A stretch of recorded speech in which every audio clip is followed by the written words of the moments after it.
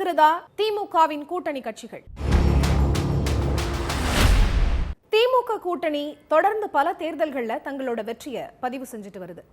2019 நாடாளுமன்ற தேர்தலில் முதல் முறையா பெரிய வெற்றியை பதிவு செஞ்ச திமுக தலைமையிலான இந்த கூட்டணியில காங்கிரஸ், கம்யூனிஸ்டுகள், விடுதலை சிறுத்தைகள், மதிமுகன்னு இருந்த கட்சிகள் இப்பவும் அதே கூட்டணியில ஒற்றுமையா இருக்காங்க.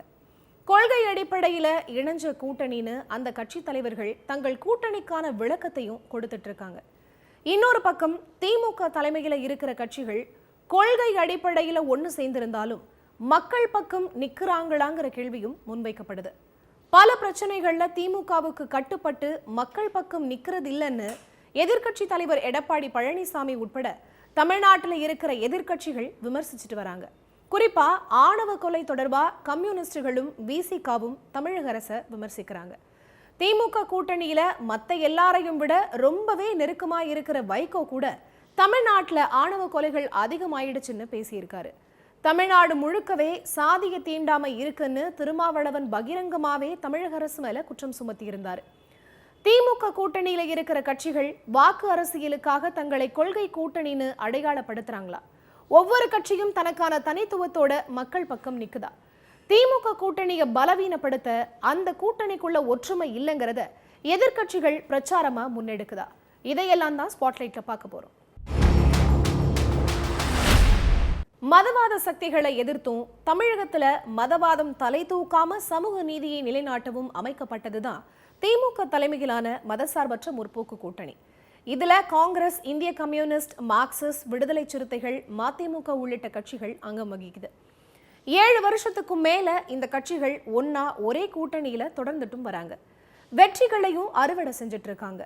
ஆனா இந்த கட்சிகளுக்குள்ள பல பிரச்சனைகள்ல முரண்பாடுகள் தலை தூக்கிட்டு தான் இருக்கு. குறிப்பா வேங்கை வயல் விவகாரம் தொடங்கி ஆம்ஸ்ட்ராங் கொலை, 12 மணி நேரம் வேலையை உறுதி செய்யும் சட்ட மசோதா, கள்ளக்குறிச்சி கள்ளச்சாராய சாவுகள், சாம்சங் ஊழியர்களோட போராட்டம், டங்ஸ்டன் சுரங்கத்துக்கு எதிர்ப்புன்னு எதிர்ப்புகளும் இருந்துட்டு தான் இருக்கு. கூடவே பொது இடங்கள்ல கட்சி கொடிக்கம்பங்களை அனுமதிக்கிறது இல்லைங்கிற காவல்துறை அதிகாரிகள் மேல விசிகாவும் கம்யூனிஸ்டும் குற்றச்சாட்டுக்களை முன்வைக்குது. வேங்கை வயல் கிராமத்துல குடிநீர் தொட்டியில மலம் கலந்த விவகாரத்துல புதுக்கோட்டை மாவட்டத்துல நடந்த பொதுக்கூட்டத்துல பேசின திருமாவளவன் தமிழ்நாடு முழுக்க சாதிய தீண்டாமை இருக்கு, மத்திய அரசோட வன்கொடுமை சட்டத்தை தமிழக அரசு முறையா அமல்படுத்தலன்னு பகிரங்கமாவே பேசினாரு. இன்னொரு பக்கம் மதுவிலக்கு பத்தி பேசின வைகோ, பூரண மதுவிலக்கு தான் மதிமுகவோட கொள்கை, அதுக்காக 1600 கிலோமீட்டர் பயணம் செஞ்சவன், சொந்த ஊர்ல டாஸ்மாக் கடையை பூட்டி பாட்டில்களை உடைச்சு போராட்டம் நடத்தினவன், மதுவிலக்குக்காக மக்கள் போராடுனா நானும் அவங்க கூட நிப்பேன்னு சொன்னாரு வைகோ. இதே போல மக்கள் போராட்டங்கள்ல அரசுக்கு எதிராகவும் மக்கள் பக்கமும் நிப்போன்னு 2 கம்யூனிஸ்டுகளும் வெளிப்படையாவே சொன்னாங்க. ஜூலை 27ஆம் தேதி நெல்லையில ஆணவ கொலை செய்யப்பட்ட கவினோட குடும்பத்தினரை ஆகஸ்ட் 4ஆம் தேதி தொலைபேசியில அழைச்சு ஆறுதல் தெரிவிச்சாரு முதலமைச்சர் மு க ஸ்டாலின். தமிழ்நாட்டில் ஆணவ கொலைகளை தடுக்க தனி சட்டம் கொண்டு வரணும்னு சிபிஎம், சிபிஐ, மதிமுக, விசிகன்னு கூட்டணியில அங்கம் வகிக்கிற எல்லா கட்சிகளும் அழுத்தம் கொடுக்குது. ஆணவ கொலை தடுப்பு சட்டத்தை உடனே இயற்ற வலியுறுத்தி ஆகஸ்ட் 9 மற்றும் 11 தமிழ்நாடு முழுக்க மாவட்ட தலைநகரங்கள்ல ஆர்ப்பாட்டம் நடத்த போறதாவும் திருமா அறிவிச்சிருக்காரு.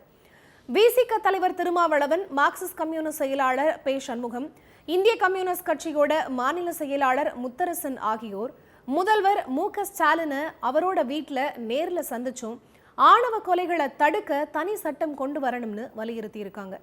தங்களோட கொள்கைகள்ல உறுதி காட்டுற கூட்டணி கட்சிகள் அதே சமயம் தங்களோட கூட்டணி உறுதிப்பாட்டையும் உடனே நிரூபிச்சுட்டும் வராங்க. இதுல உச்சகட்டம் கள்ளக்குறிச்சியில கள்ளச்சாராய மரணங்கள் நிகழ்ந்தப்போ மது ஒழிப்பு மாநாடு நடத்த தீர்மானிச்ச விசிக அதுக்கு அதிமுகவையும் அழைச்சதுதான். அந்த மாநாட்டுல திமுக நிர்வாகிகளே கலந்துகிட்டாங்க.